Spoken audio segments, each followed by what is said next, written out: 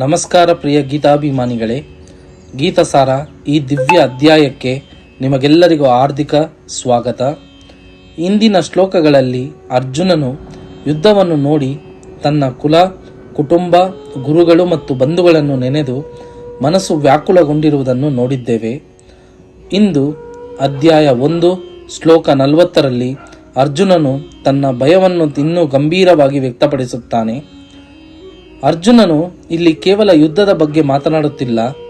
ಅವನು ಯುದ್ಧದ ಪರಿಣಾಮವಾಗಿ ಕುಲಧರ್ಮ, ಸಂಸ್ಕಾರ, ಸಮಾಜದ ನೈತಿಕ ಮೌಲ್ಯಗಳು ನಾಶವಾಗುವ ಅಪಾಯವನ್ನು ನೋಡಿ ಕಳವಳಗೊಳ್ಳುತ್ತಾನೆ.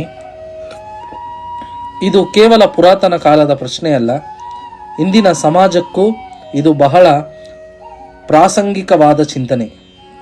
ಇದೀಗ ಈ ಮಹತ್ವದ ಶ್ಲೋಕವನ್ನು ಕೇಳೋಣ. ಅಧರ್ಮ ವಿಭಾವತ್ ಕೃಷ್ಣ ಪ್ರದ್ಯುಷಂತಿ ಕುಲಸ್ತ್ರೀಯ ಸ್ತ್ರೀಷು ದುಷ್ಟಾಸು ವಾರ್ಣೇಯ ಜಾಯತೆ ವರ್ಣ ಸಂಕರ. ಅನುವಾದ: ಏ ಕೃಷ್ಣ, ಕುಟುಂಬದಲ್ಲಿ ಅಧರ್ಮವು ಪ್ರಧಾನವಾದಾಗ ಕುಲಸ್ತ್ರೀಯರು ನೀತಿಭ್ರಷ್ಟರಾಗಿ ಅನಿಷ್ಟ ಸಂತಾನ ಸೃಷ್ಟಿಯಾಗುತ್ತದೆ. ಬದುಕಿನಲ್ಲಿ ಶಾಂತಿ, ಶ್ರೇಯಸ್ಸು ಮತ್ತು ಆಧ್ಯಾತ್ಮಿಕ ಮುನ್ನಡೆಗಳನ್ನು ಸಾಧಿಸಲು ಮಾನವ ಕುಲದಲ್ಲಿ ಅನಿವಾರ್ಯವಾದ ಮೂಲಾಧಾರವೆಂದರೆ ಒಳ್ಳೆಯ ಜನತೆ.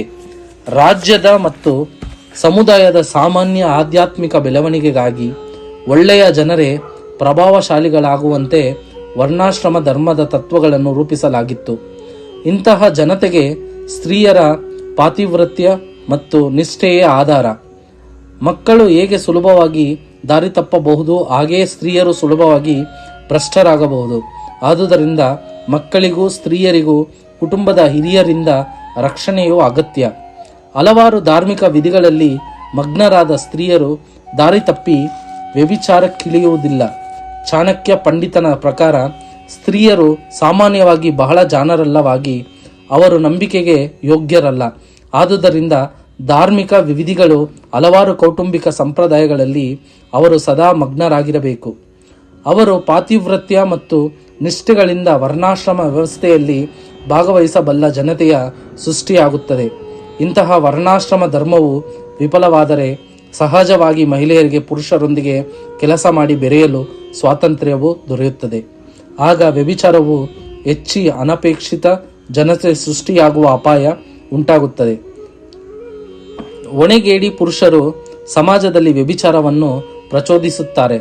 ಹೀಗೆ ಅನಪೇಕ್ಷಿತ ಮಕ್ಕಳು ಮಾನಕುಲವನ್ನು ತುಂಬಿ ಯುದ್ಧ ಮತ್ತು ಕ್ಷಾಮಗಳ ಅಪಾಯವು ತಲೆದೋರುತ್ತದೆ. ಈ ಶ್ಲೋಕದಲ್ಲಿ ಅರ್ಜುನನು ನಮಗೆ ಒಂದು ಗಂಭೀರ ಎಚ್ಚರಿಕೆಯನ್ನು ಕೊಡುತ್ತಾನೆ. ಕುಲ ನಾಶವಾದಾಗ ಪಾರಂಪರಿಕ ಧರ್ಮಗಳು ನಾಶವಾಗುತ್ತದೆ. ಆ ಧರ್ಮಗಳು ನಾಶವಾದಾಗ ಸಂಪೂರ್ಣ ಸಮಾಜವನ್ನು ಅಧರ್ಮ ಆವರಿಸಿಕೊಳ್ಳುತ್ತದೆ. ಇಲ್ಲಿ ಕುಲಧರ್ಮ ಎಂದರೆ ಕೇವಲ ವಿಧಿ ವಿಧಾನಗಳಲ್ಲ, ಅದು ಹಿರಿಯರಿಗೆ ಗೌರವ, ಸತ್ಯ, ಶಿಸ್ತು, ಸಂಯಮ, ಮಕ್ಕಳಿಗೆ ಸರಿ ತಪ್ಪಿನ ಅರಿವು, ಸಮಾಜದಲ್ಲಿ ಹೊಣೆಗಾರಿಕೆ.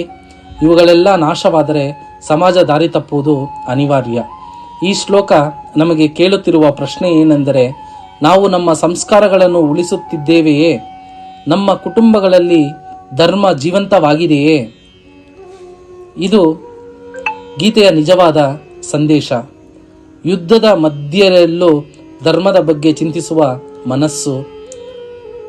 ಈ ದಿವ್ಯ ಶ್ಲೋಕ ನಿಮಗೆ ಇಷ್ಟವಾದರೆ ದಯವಿಟ್ಟು ಲೈಕ್ ಮಾಡಿ, ಶೇರ್ ಮಾಡಿ, ಗೀತಸಾರ ಚಾನಲನ್ನು ಸಬ್ಸ್ಕ್ರೈಬ್ ಮಾಡಿ ಮತ್ತು ಗೀತೆಯ ಅಮೃತವನ್ನು ಇನ್ನೂ ಹೆಚ್ಚಿನ ಜನರಿಗೆ ತಲುಪಿಸೋಣ.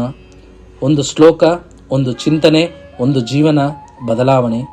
ಹರೇ ಕೃಷ್ಣ.